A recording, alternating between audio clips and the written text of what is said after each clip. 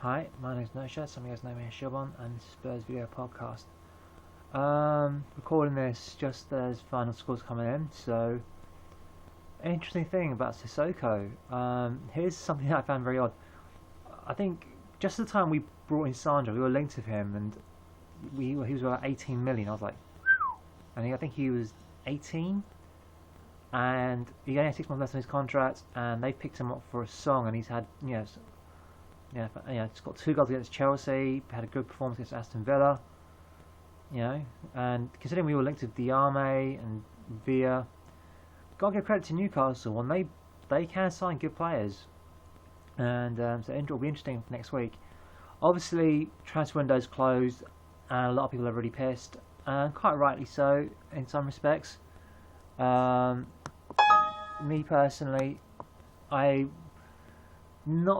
obviously, we're obviously going to miss Adebayor tomorrow and next week against Newcastle. But assuming that they go, they get to the semi-finals, and even then, we are going to miss him. But maximum 2 games, and to find a really talented striker is going to be difficult. Heard the Villas-Boas press conference. He spoke about if we had a bit more time, and maybe we could have got him in. But I don't know whether that's a veiled dig or I don't. I'm gonna give credit to Villas-Boas. He said, "Look, we're fourth. If there's no January transfer window, we're still fourth. It's not as if it's not we brought a player. We didn't bring anyone in, and we were still fourth. At the end of the January transfer window. You could argue that Holtby, and again I'll come to him later, was a huge factor in us, keeping getting a point at Carrow Road, but." I still feel we're unbeaten. We're playing a West Brom side that I have no idea what's going on with them. I mean, it's for me the disrespect. I mean, I talked about Willian. He's gone to Anzi, and he said, "Look, they're paying him a lot of money. We can't. There's no point competing with that." No, and I totally agree. But the other thing I don't, here's one thing, Willian. I was a little bit worried because I thought he was disrespectful, not just to his club, but to his teammates, because he just didn't come back on time from training, and I think that's disrespectful to your teammates. One thing you cannot do is disrespect your teammates. I just think that's personally very, very wrong. I mean, look at these guys here. Okay, if you can see them, can you see them? Look at them. Could you imagine any of these players saying, "You know what? Screw it, I'll go to another club, so I ain't gonna turn back up early. I want to stay in Scotland or Wales," which in those times I guess was just as far as Brazil. I'm kidding, I jest of course, but I just think it's a bad attitude to show to you. I think it's disrespect for your teammates, and for that reason I would have been a bit umming and ahhing. Holtby, inventive, some really, but I knew you could do quick passes. I knew that, and I knew you could pass on the ground. Some really good passes. But what I didn't know is he could do that Spanish style, that looping pass that over the back line, and I was impressed by that. And I think he's for a player that's only recently linked up with his teammates, doesn't really know him that well, I can definitely see him starting tomorrow. I personally will go for a 4-2-3-1, I guess it is.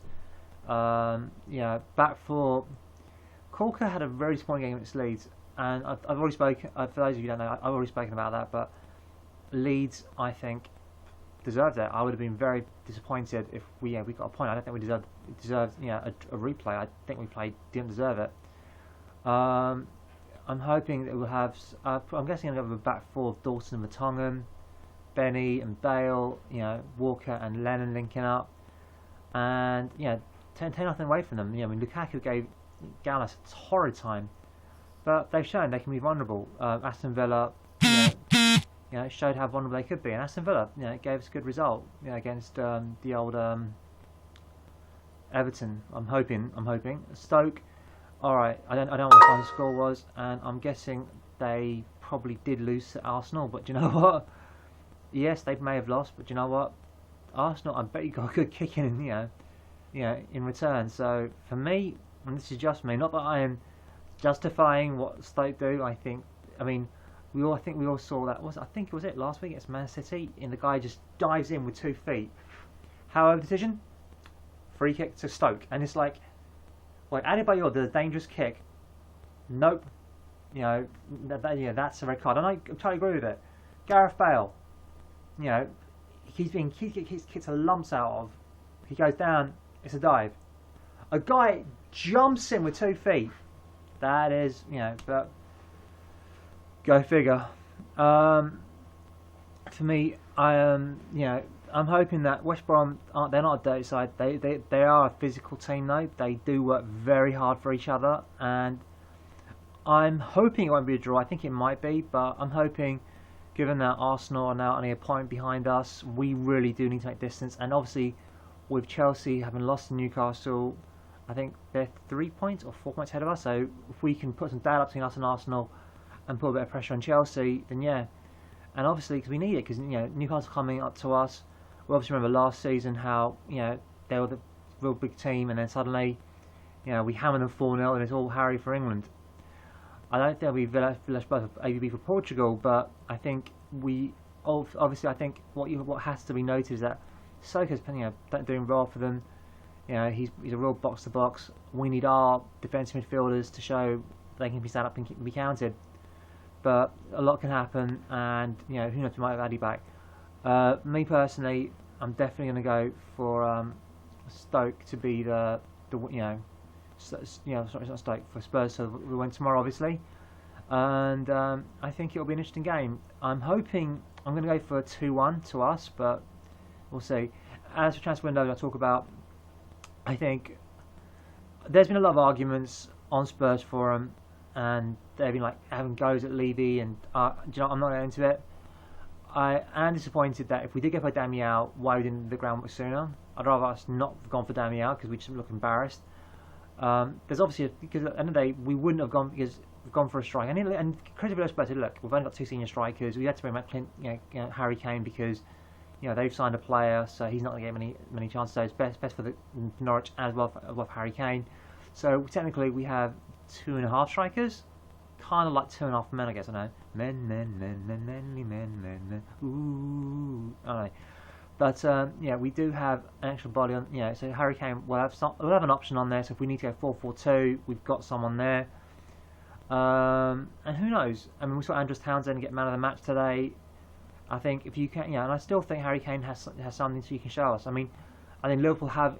I know the strikers are available were Barr and Sturridge. Sturridge, I don't know. I mean, I don't know what relationship he had with Villas-Boas. I don't think it could have been that bad because he started him. He got 7-15. So, and I think he could have got some start at central striker because let's face it, we did have central striker. And Barr would have been the other one, but I think with the knee that costs about what? I mean, Barr's wages are about 80 grand a week. His knee costs and plus an extra 20-30 grand a week for his knee. We couldn't afford that. I really believe we couldn't afford that. But you know, it is one of those things. You can take a chance. Some teams can take a chance, and you know, credit to them. I mean, Newcastle, they bought Barr for a free. You know, his knee was uninsurable. Quite obviously, you know, they couldn't insure his knee. But they got him on a free, so maximum they would have paid for him, say 6 million for the rest of his contract. You know, I think we missed the boat. And again, Chelsea, look, these guys, I think they bought Shevchenko for 30 million, and I don't know how much they sold him for, but I think probably 0. I don't know, they got some loan money in, but still, you know, they have money that they have money to waste. We don't. Arsenal have gotten stronger. They've obviously signed that Man Rail, so because Kieran Gibbs is injured. Good signing, you need a left back. They sorted one out. Me personally, I'm Arsenal on my real big threats. I think it will be tight. I think Lewis Holtby. If we hadn't signed Holtby in, and if we'd been wangling over, say I don't know, $500,000, then I'd been really pissed off. But we didn't. I think he saw the light, and you know whether I don't. And people said, oh, maybe deliberately lost to Leeds. I don't think we did that. I think that's a discredit to Leeds. I think Leeds did a fantastic job, and credit to them. Gonna give a shout out to myself. I'm running in the Royal Parks half marathon, and gonna be doing 30 miles. I've had great support from both Spurs Odyssey and Spurs Forum. So, Alpersa, Galway Spur, Richard H, Tommy Fisher, return of Paxo, Tiffers, Dom, you know, who Dom, you're my wingman, you know, seriously, you know, I can be a wingman, you can be one. There's nothing, and do you know what? Yeah, even for those people who think he's kind of gay, Top Gun. I mean, let's face it. Is there a straighter movie than Top Gun? Anyway, so shouts out have been done. Anyway, thank you for watching this YouTube. Please give me a shout out. Please give me a shout on FB if you know, on Twitter. I'm W4TheRealShabon, and inbox me here. Give me a comment. And Major Hank, and I'll give a shout out to Major Hank. He came up with a fantastic idea, and I really think something we should look at. He said, look, sell players, but in sort of buyback clause. That means we had reserved the right to buy them back, just to us, for $3 million. You know, so that way they'll get developed. Because if they go in for a loan, they won't do anything. But if they go out at 18, they'll get a run of games. They're invested. The manager, let's face it, most championship managers, wow, I remember that game. But championship managers are only going to last about say 2 in their current jobs. The way it's such a crazy system anyway. So he'll sign someone, he'll play him. He thinks, well, that's I'm playing for my future here, so I'm going to keep the guy. And 3 years, shit, a week. If they say a week's a lifetime in politics, a day is a lifetime management. You can be the top manager, then next day they don't even want you. They're looking at Nigel Atkins. And I still think what happened to him was absolutely shocking, but that's the way it is. That's the way it goes, I guess sometimes. Thank you for listening, and Major Hank, that is a fantastic, that's a fucking $1 billion idea. I think, much as I like the idea of the one-man club, very few players are going to be that talented, and I think as we saw for Yunus Kabul, I think that's not a bad idea. I think buy a player, and especially our players that we bring up, buy them, introduce them, sell them on at say 19, and you know what, at age 22. If they're pulling up trees, that's when we buy them back. They'll be absolute bargain. Because look, if you look at Zaha, and Zaha's a very talented player. I mean, don't get me wrong, that kid is talented, but is he really £10 million worth of talent? 10 million up front worth of talent? I'll let the Palace fans have me. I mean, I know he's a good player, and I know they really rate him, but 10 million up front for a championship player, I would be a bit wary about it. Anyway, thank you for listening. It's UK Virgin Money, ukvirginmoneygiving.com/Shubon.